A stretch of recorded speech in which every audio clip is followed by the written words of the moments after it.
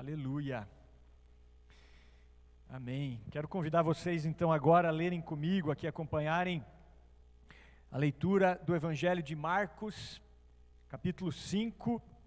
Vamos ler do versículo 24 ao 34. Marcos, capítulo 5, de 24 a 34. Amém? Glória a Deus. Diz assim a palavra do Senhor: Jesus foi com ele, grande multidão o seguia, comprimindo-o.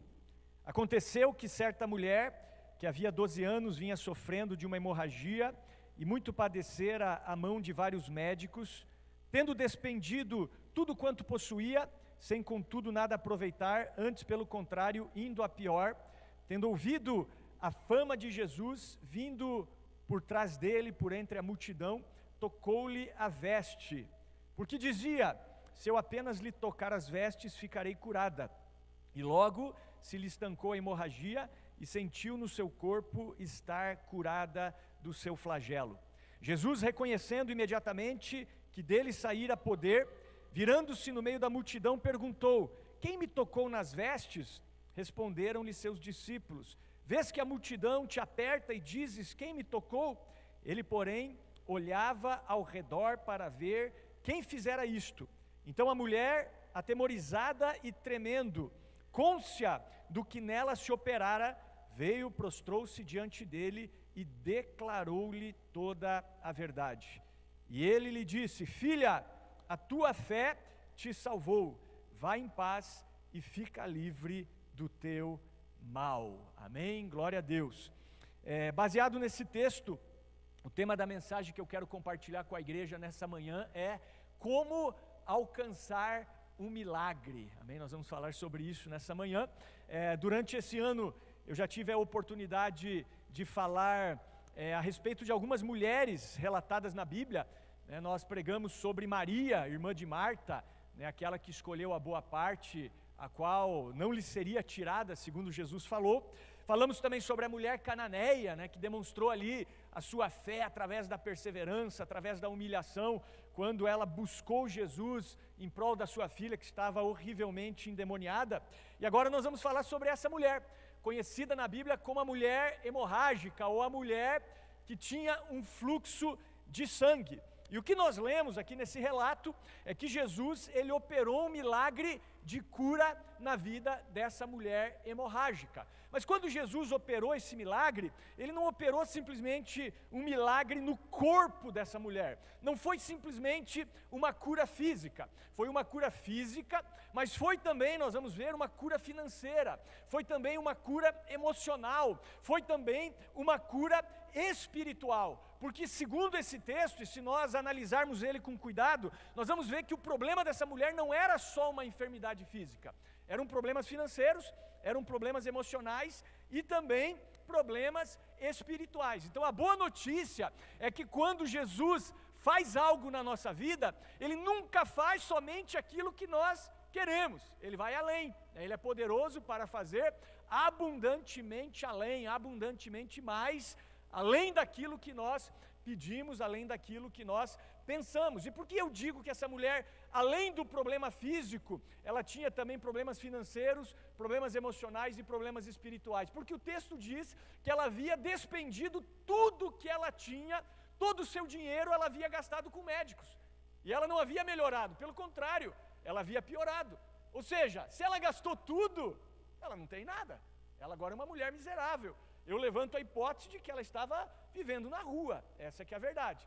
Segunda coisa, era uma enfermidade que trazia sérios problemas emocionais. Por quê? Se você for lá para Levítico, até deixa eu ver aqui que texto de Levítico, Levítico 15, ali em Levítico 15 vai falar sobre a lei para a mulher menstruada, por exemplo, e a lei para a mulher com fluxo de sangue. Então começa falando sobre a menstruação, e depois de uma pessoa que pudesse ter esse problema que essa mulher tem. Essa mulher, ela estava há 12 anos sofrendo de uma hemorragia uterina. É como se ela estivesse menstruando durante 12 anos consecutivamente. Então, além de estar fraca, debilitada fisicamente, era um problema, assim, sério, era um problema emocional. Por quê? Porque a mulher, na época ali do Antigo Testamento e aqui no início do Novo também, antes de Jesus ressuscitar, a mulher menstruada, a mulher com fluxo de sangue, ela era considerada uma mulher impura.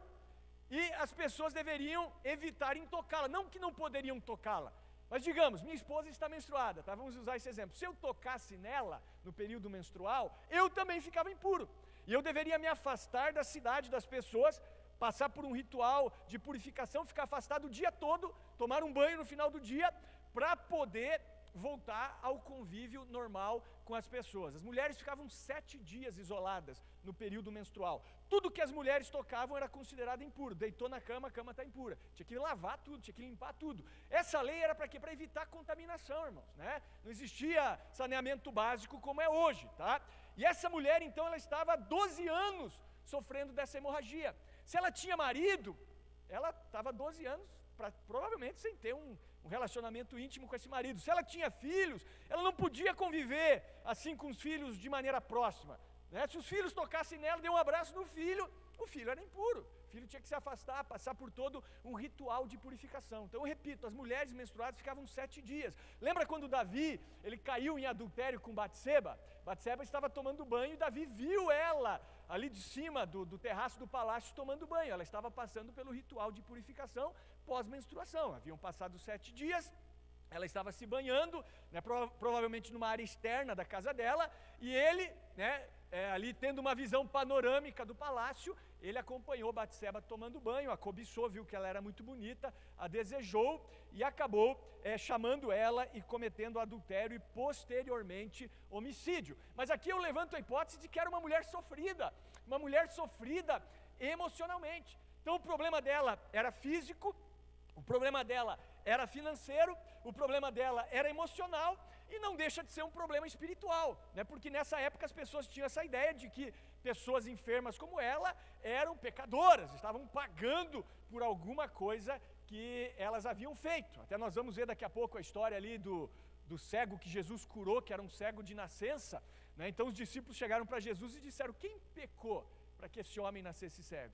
Foi ele? Ele já nasceu cego? Ou foram os pais dele que pecaram para ele nascer assim? E Jesus falou: não foi nem ele nem os pais dele, mas isso aconteceu para que Deus fosse glorificado, para que a glória de Deus fosse vista. Mas as pessoas tinham essa ideia, que todo tipo de flagelo, digamos assim, especialmente esses piores, eram consequência o quê? De pecado. Então essa mulher sofria muito espiritualmente também. Então quando Jesus opera uma cura na vida dessa mulher, é uma cura completa, é uma cura física, é uma cura financeira, é uma cura emocional, é uma cura espiritual. Tanto é assim que, se você observou o texto, quando Jesus, né, para e a mulher revela ali que ela havia tocado em Jesus, Jesus diz assim: filha, não temas, a tua fé te salvou.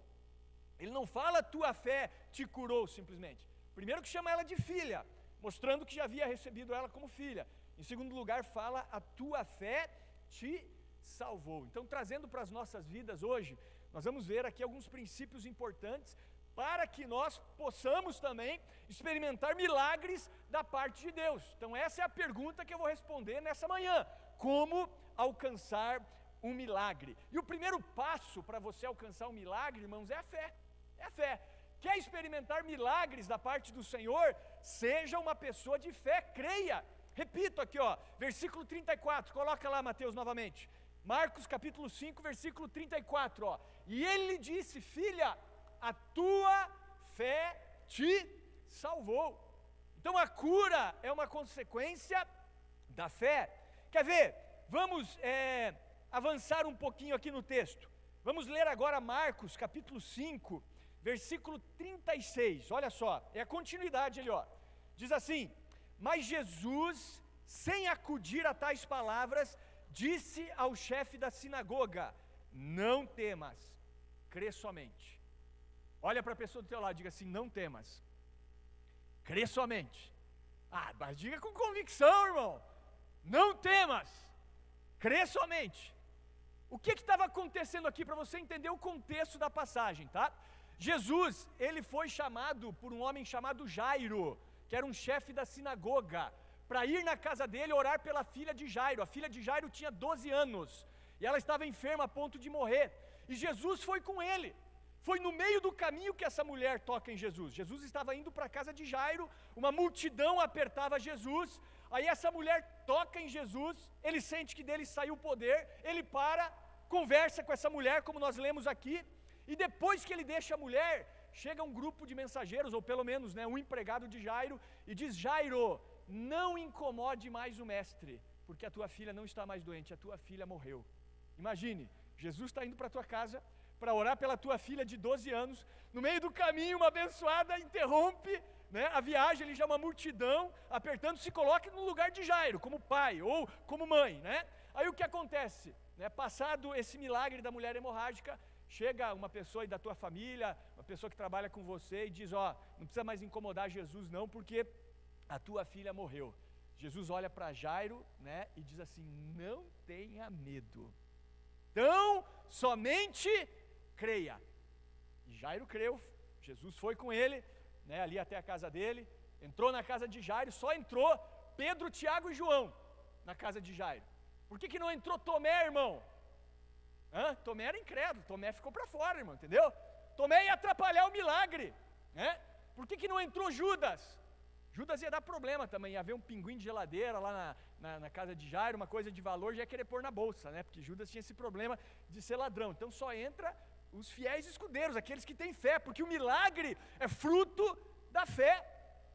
Então se você quer experimentar milagres na sua vida, você precisa ser uma pessoa de fé, como Pedro e João, quando eles foram entrar ali na porta do templo para orar, e havia um paralítico que também era colocado ali todos os dias para pedir esmola aos que entravam, e o cara era paralítico desde o nascimento também, E aí Pedro e João entrando no templo, o paralítico pede uma esmola para eles, E eles fitam os olhos no paralítico, observam que ele tem fé para ser curado, e eles dizem: nós não temos prata nem ouro, mas o que nós temos nós te damos, em nome de Jesus Cristo Nazareno, levanta-te e anda. Pegaram o cara pela mão, levantaram, os pés, os tornozelos do homem se firmaram, e ele entrou no templo saltando, glorificando a Deus. Foi um milagre extraordinário, naquele momento. E Pedro e João, eles são levados a um interrogatório, porque o milagre foi tão extraordinário, porque as pessoas reconheceram: esse cara está há anos aqui mendigando, nasceu aleijado, agora o cara está andando, E eles são levados então para prestar contas do milagre que Jesus operou através deles. E quando eles estão ali respondendo os seus acusadores, eles dizem: foi pela fé no nome de Jesus que esse homem está sadio, foi pela fé. Então todo milagre é fruto de fé. Como a mulher cananeia, que foi, já citei aqui para vocês, foi procurar Jesus em prol da sua filha, e clamou: Jesus, filho de Davi, tem misericórdia de mim, a minha filha está horrivelmente endemoniada. Em primeiro lugar, Jesus não responde nada, ignora a mulher. Aí ela continua insistindo, aí os discípulos mandam ela embora, manda essa mulher embora, está incomodando. Ela continua insistindo, aí Jesus diz: eu não fui enviado senão as ovelhas perdidas da casa de Israel. E ela continua, ela adora Jesus e clama: socorre-me. Então Jesus diz: não é lícito pegar o pão dos filhos e dá-lo aos cachorrinhos. E aí vem a resposta de fé: mas até os cachorrinhos comem das migalhas que caem da mesa dos seus donos, disse a mulher. O que Jesus falou nessa hora? Mulher, grande é a tua fé, seja feito para contigo como tu desejas. E desde aquele momento, a filha da mulher ficou liberta daquele demônio. Então, mulher, grande é a tua fé. Sabe o que impressiona Jesus, irmão? Não é o tamanho da tua oferta, não é o tamanho do teu salário, não é se você tem um carro importado ou não. Isso impressiona pessoas, tá? Não é se você fala bem ou mal. Sabe o que impressiona Jesus? É fé. O que faz Jesus parar e dar atenção para as pessoas é fé. Sem fé é impossível agradar a Deus. É isso que a Bíblia diz. Tudo é possível ao que crê. Não te disse que se creres, verás a glória de Deus? Se tiverdes fé, como um grão de mostarda, direis a este monte: passa daqui para colar, e ele passará. Nada vos será impossível. Olha o poder dessas palavras, irmãos. Estão trazendo para nós precisamos de fé, essa que é a verdade. Sabe o que falta para nós às vezes? Fé.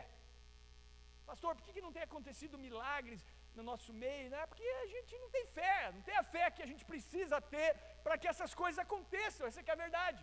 A gente vai orar pelo enfermo, Senhor, cura esse enfermo, mas eu sei, seja feita a tua vontade, né? E tal, a gente já ora as duas coisas, né? Cura, mas se não curar, tá bom. A gente sabe que o Senhor é soberano e tal. A gente já dá uma desculpa na oração, muitas vezes para a nossa falta de fé. É assim ou não é, irmãos? Muitas vezes nós fazemos isso, né? Eu me lembro do testemunho da minha esposa, quando eu era criança, acho que ela tinha uns 9 anos, mais ou menos, o problema da tireoide lá. Então ela ficou gordinha, né?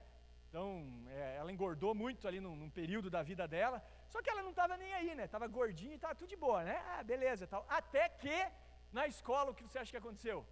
Bullying, né? Chamaram ela de capa de botijão de gás. Aí o que aconteceu? Voltou para casa chorando. Não, né? E aí a Maria, né, já queria levar ela no médico, levou no médico, fizeram alguns exames, problema na tireoide, acho que é o hipertiroidismo, né? Não sei se é o hiper eu não entendo disso, irmãos, tá? Mas enfim, estava engordando por causa ali da questão da tireoide, e o médico ou a médica falou que ia ter que tomar medicação, hormônio, sei lá, a vida inteira, né? Quando chegaram em casa com o diagnóstico, meu sogro tinha mais fé na época, tá, irmão? E ele falou, não, vamos orar por isso aqui, não vamos aceitar esse diagnóstico, não.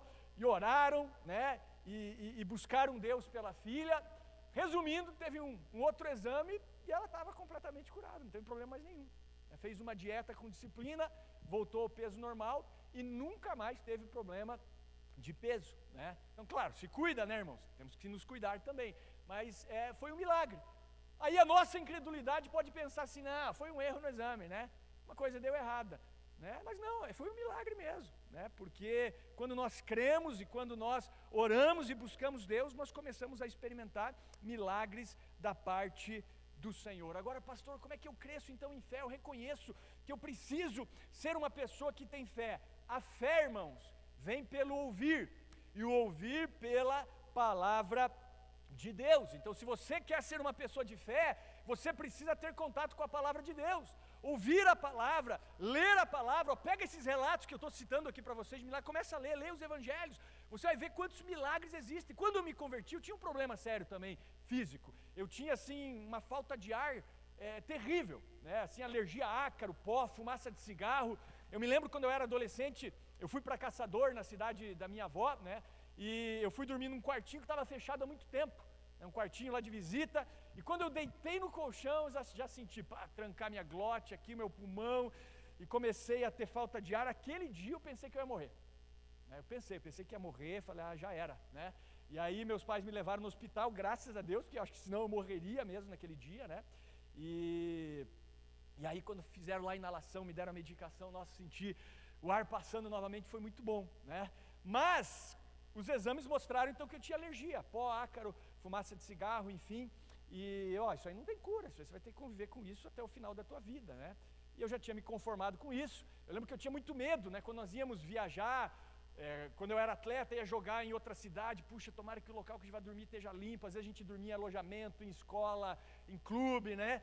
Para que eu não tenha problema, né? Bombinha sempre, enfim. Mas quando me converti, comecei a ler relatos de cura, falei, opa, peraí, existe esperança. O médico pode ter falado que não tem cura para isso, mas eu creio, tomei posse.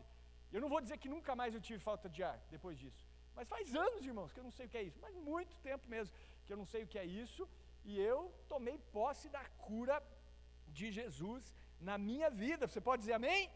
Então, se você quer fé, você precisa ouvir a palavra de Deus. Se você vê ali o versículo 27, olha só, se puder pôr novamente lá Marcos 5, 27, Mateus, fazendo favor, que diz assim, diz aqui, tendo ouvido a fama de Jesus, vindo por trás dele, por entre a multidão, tocou-lhe a veste, tendo ouvido a fama de Jesus. Quando ela ouviu a fama de Jesus, fé foi gerada no coração dela.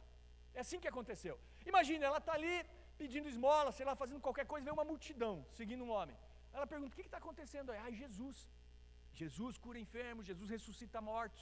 Se você for ler relatos dos evangelhos, já tem relatos lá em Mateus que as pessoas queriam pelo menos tocar nas vestes dele, todos que tocavam nas vestes de Jesus eram curados, né? Naquele relato de Mateus, ela deve ter ouvido, só de tocar na veste dele você pode ser curada, e aquilo gerou o quê? Fé no coração dela.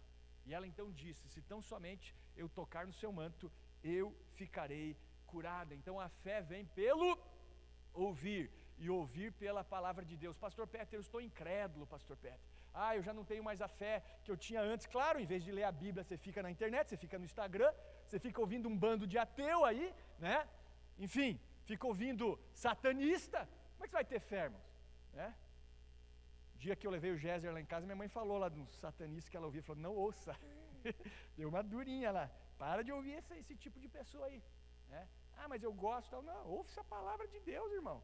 Palavra de Deus que gera fé, que traz vida, que traz cura. O justo, pela sua fé, ele viverá. Essa é a vitória que vence o mundo. Qual é a vitória que vence o mundo? A nossa fé. E o contrário da fé é a incredulidade. E quando nós somos incrédulos, nós não vemos milagres de Deus na nossa vida. Quer ver? Adiantando um pouquinho, tudo no contexto dessa passagem, tá? Marcos 6, versículos 5 e 6. Põe lá, Mateus. Marcos 6, 5 e 6. Diz assim: não pôde fazer ali nenhum milagre, senão curar uns poucos enfermos, impondo-lhe as mãos. Admirou-se da incredulidade deles. Contudo, percorria as aldeias circunvizinhas e as ensinava. Então, o que aconteceu aqui no contexto da passagem? Jesus, depois de curar essa mulher, ele vai até Nazaré.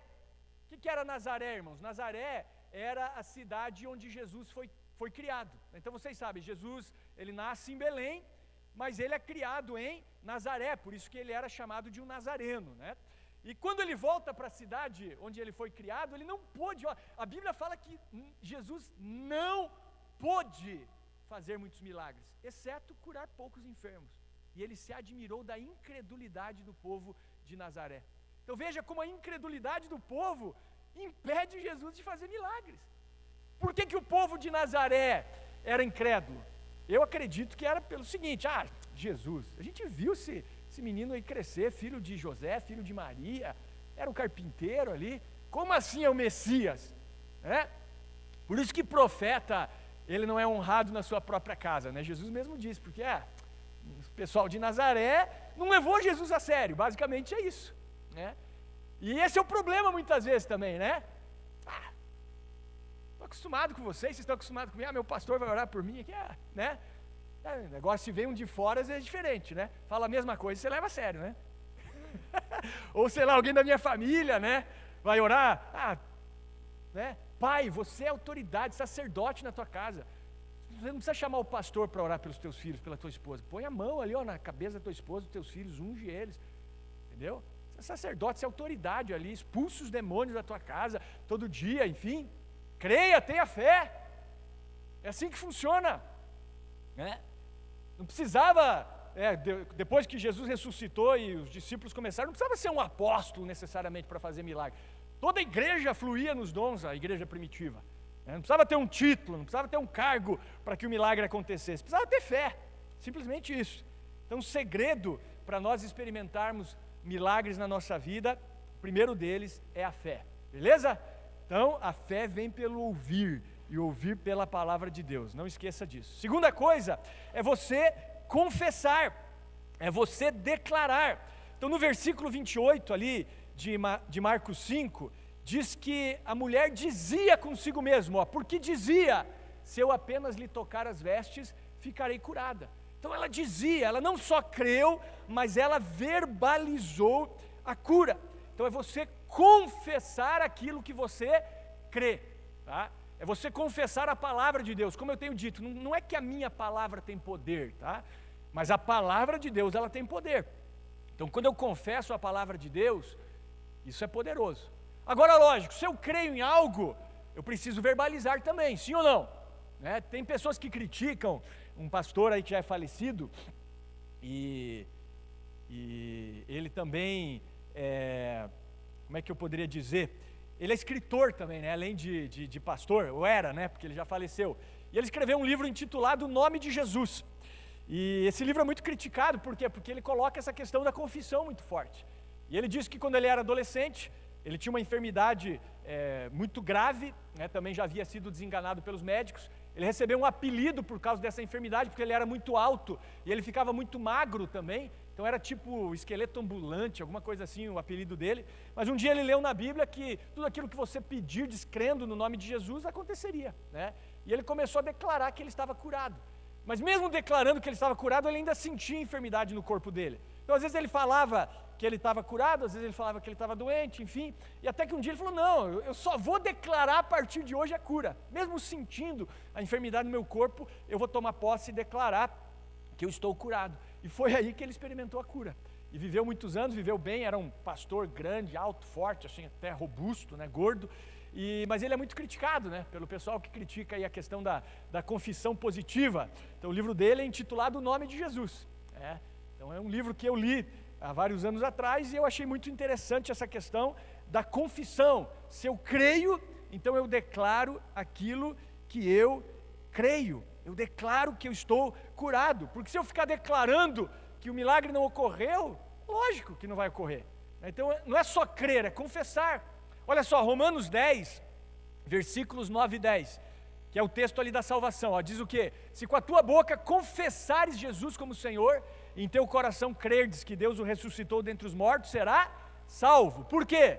Porque com o coração se crê para a justiça, e com a boca se confessa a respeito da salvação. Então veja, eu creio com o coração, mas eu confesso com a boca. Então não é só crer, é crer e confessar. Porque não sei se você acredita nisso, mas eu creio que o reino espiritual ele se move de acordo com as nossas palavras. Nossas palavras são sementes. Nós temos autoridade no mundo espiritual. Se as minhas palavras são negativas, isso vai conspirar espiritualmente contra mim. Mas se as minhas palavras são palavras de Deus dos meus lábios, isso vai conspirar a meu favor. Como aquela passagem de Ezequiel, em Ezequiel 37, o vale de ossos secos, né? Deus leva Ezequiel em espírito até um vale cheio de ossos. Ezequiel anda pelo vale, o vale está sequíssimo, os ossos haviam já, né, ali, a carne, né, daquele exército já havia se decomposto, eram ossos secos, e Deus pergunta a Ezequiel, esses ossos poderão viver, Ezequiel? O que Ezequiel diz? Senhor Deus, tu o sabes. E aí Deus diz assim, então profetiza, e aí Ezequiel diz, eu profetizei conforme a ordem recebida, e aí veio carne, tendão, musculatura, pele, e se levantou um exército poderoso, mas não havia espírito nesse exército. E aí Deus diz, profetiza ao espírito, e ele profetizou conforme a ordem recebida, e entrou o espírito neles, e aqueles ossos que antes eram sequíssimos, agora era um exército poderoso, e a profecia era para Israel. Assim é a casa de Israel, vocês dizem, nós estamos mortos, nós secamos, não, mas ainda há esperança para vocês, é isso que Deus estava dizendo através dessa visão. Mas veja que ele profetiza segundo a ordem recebida. Então nós temos que profetizar, declarar a palavra de Deus.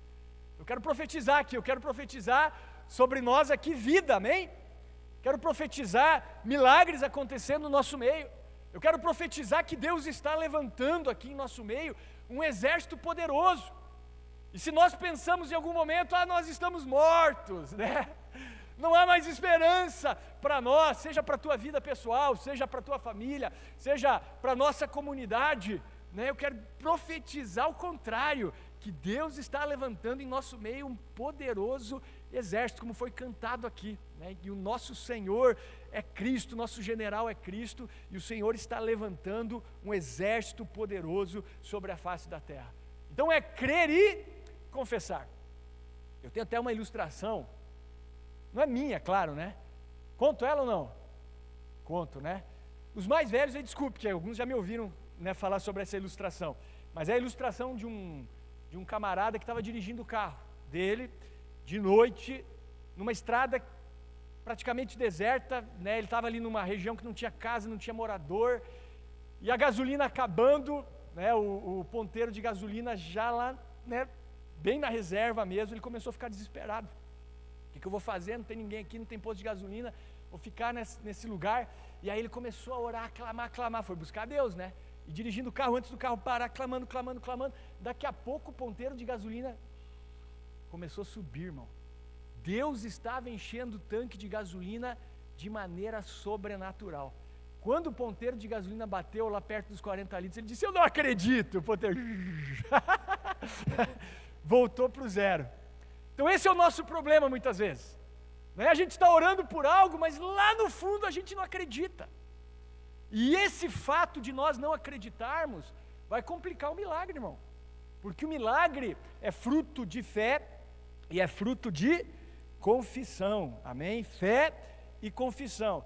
E para finalizar, tem a ação também. Então essa mulher, ela creu, ela dizia consigo, ou seja, ela confessou que ela seria curada, mas ela agiu, ela não ficou parada, ela não ficou esperando Jesus vir na direção dela, ela não fez esse tipo de oração, Senhor, se é do Senhor, então que Jesus pare e venha aqui conversar comigo. Não, ela foi atrás, irmão. Quem alcança milagre não é quem fica fazendo esse tipo de oração.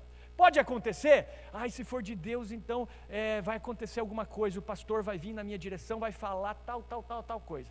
Esse tipo de sinal, já falei para vocês, é quando a gente é imaturo na fé. A gente pede, às vezes até Deus faz, para a gente ver que Deus está conosco. A partir do momento que você vai amadurecer, você tem que correr atrás, irmão. Você tem que agir. E essa mulher não ficou parada, imagine uma multidão cercando Jesus. Vamos calcular, era no mínimo umas 5.000 pessoas. A mulher debilitada fisicamente. Como essa mulher conseguiu tocar nas vestes de Jesus? Ela se esforçou, mas também ela tinha algo a seu favor. O que ela tinha a seu favor? A sua impureza. Eu acredito que ela saiu gritando, impura, impura, impura. E a galera abrindo, porque ninguém queria ficar impuro.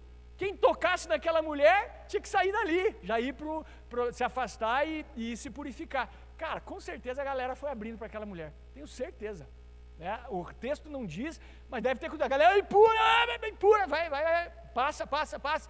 E ela foi até Jesus e toca no manto de Jesus, e na hora ela sente que a sua hemorragia é estancada. Então, se você observar, a maioria dos milagres, se não todos, tiveram uma ação das pessoas. O cego que eu falei, de nascença, que Jesus curou, o cara era cego de nascença. Jesus fez algo para curar aquele cego. Ele cuspiu no chão, fez lodo com a saliva, pegou aquele lodo, pôs no olho do cego e falou, vai se lavar no tanque de Siloé. Ele foi lá, se lavou e voltou enxergando. Veja, teve a ação do cego, né? Por que Jesus só não falou igual o outro, efatá, abre-te? Não sei, irmãos, Deus só tem uma maneira de agir. Qual é a maneira que ele tem de agir? É a maneira dele. Ele age da maneira que ele quer, com quem ele quer. Mas teve a ação do cego, de se lavar no tanque de Siloé. Como que o cego foi? Não sei, talvez ele conhecia o caminho, talvez ele tinha um cão-guia, talvez ele tinha como é que se chama o negócio do cego lá? Como que é? Bengala, né? É bengala mesmo? Bengala, não sei, estou brincando, acho que não tinha essas coisas naquela época, né? Talvez alguma pessoa o conduziu, mas ele se lavou no tanque de Siloé e foi curado. Naamã, que foi curado de uma lepra, né? Eliseu falou, vai até o Rio Jordão, mergulha ali 7 vezes e você vai ser curado. Naamã saiu reclamando, pensei que o profeta ia impor as mãos sobre mim, ia fazer uma oração, ia sair daqui curado. Lá na minha terra tem rios muito melhores do que o Rio Jordão. Aí os empregados dele, ei senhor, o profeta pediu alguma coisa difícil para você? Vai lá, mergulha. Foi lá, mergulhou 7 vezes no Rio Jordão, foi curado. Ação. Por que Pedro andou sobre as águas, irmãos, e os outros não? Porque ele desceu do barco, porque ele teve ação. Então só experimenta milagre quem age. Esse é o problema dos crentes hoje, fica esperando tudo cair do céu, irmão. O milagre você corre atrás. Você crê, você confessa e você age. Eu creio que Deus vai me dar um emprego, confesso tal. Aí quando você tem a chance de fazer entrevista de emprego, você fica em casa, por exemplo, né? Você acha que o entrevistador vai vir até a tua casa lá, por exemplo. Estou dando alguns exemplos extremos, mas tem gente que é assim. Então a fé sem obra, sem ação, ela é morta. O Mar Vermelho se abriu quando? Quando o povo pisou na água. Primeiro o povo pisa, marcha. Depois Deus envia o vento que abre o mar. Então a mulher é a mesma coisa, marchou, o mar de pessoas se abriu, viu Jesus, toca nas vestes e ela é curada. Eu creio que vou receber uma promoção no meu emprego, né? Eu creio, confesso, mas sou vagabundo, não me esforço, faço a minha parte. Vou receber, vai receber lá o Wellington? Não vai, né? Aí o ateu é promovido no trabalho, por quê? Porque o cara é esforçado, né? Então Deus é infiel? Não, você que não fez a tua parte, entende? Então por isso que os filhos desse mundo, segundo Jesus, eles são mais prudentes nessa geração do que os filhos da luz. Às vezes tem os melhores cargos, tem os melhores salários, porque eles entendem, eles agem, eles pagam o preço que precisa às vezes para estar na posição que eles querem. E às vezes o crente fica esperando tudo cair do céu, né? Não, irmão, primeira coisa, fé. Segunda coisa, confissão. Mas terceira coisa, ação, irmão. Ação. Sai do sofá, É você que não tem vindo aqui, ó, sai do sofá. Domingo de manhã teu lugar é aqui, recebendo a palavra, ouvindo, exercendo o teu chamado, né? Pensa que Jesus vai ficar indo toda vez lá na tua casa, lá realizar aquilo que você às vezes precisa, né? Então, quem quer ser abençoado, também tem que ter uma ação, né? Tem que ter uma ação, enfim, tem que fazer, tem que se esforçar, pagar o preço, né? Às vezes é dinheiro envolvido. A gente vê que alguns milagres que ocorreram, as pessoas precisaram investir. Aquele paralítico que desce do telhado lá e Jesus cura, pô, houve um investimento ali, os caras tiveram que consertar o telhado depois, irmãos, pagar o estrago que eles fizeram. O milagre aconteceu na vida do amigo deles, com certeza, mas o dono da casa quis o telhado consertado, com certeza, tá? Então, às vezes, houve até um investimento financeiro quando Jesus operou alguns milagres. Esse é um grande exemplo, né? Daqueles 4 homens conduzindo o paralítico e baixando ele ali pelo telhado até onde Jesus estava. Então, como alcançar o milagre? Primeiro, creia, tenha fé. Ah, eu não tenho fé, então está faltando relacionamento com a palavra de Deus. Segundo lugar, confissão de fé. E em terceiro lugar, é você agir. Até tem uma ilustração que estava esquecendo, de uma reunião de oração que estava ocorrendo numa igreja certa vez, e eu não sei se é verdade essa história ou não, mas até acho que é, tá? E o povo da igreja estava orando por chuva. Por quê?